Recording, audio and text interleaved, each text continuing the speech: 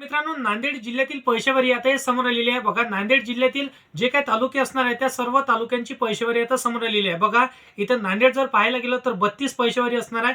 यामधनं तालुके असणार आहे जसं की 88. त्यानंतर बघा इथं अर्धापूर 37 पैशावरी 66 इथं गाव आहे. त्यानंतर बघा बुंधार इथं 32 पैशावरी 126 गाव. लोहा 32 पैशावरी 3126 गाव.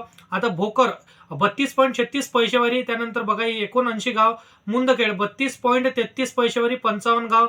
हदगाव त्यानंतर बघा 34 इथं जे पैशावरी असणार आहे 137 गाव. हिमायतनगर 37 पैशावरी 64 गाव. किनवट 37 इथं जे काय आता पैशावरी आहे त्यांची आणि 191 गाव असणार आहे. त्यानंतर बघा माहूर आहे तर माहूरचे असणार आहे 37 191 गाव.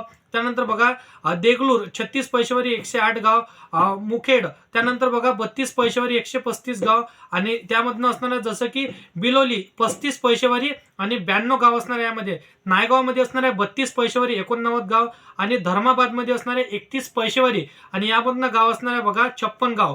उमरीमधनं असणार आहे 35 पैशावरी 63 गाव.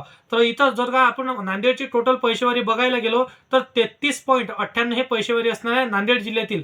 तर खरीप हंगाम 2025 ची पैशावरी असणार आहे. तर तुम्ही जर का शेतकरी असाल आणि नांदेड जिल्ह्यातील तुम्ही राहत असाल तर सर्वात महत्त्वपूर्ण अपडेट तुमच्यासाठी होतं.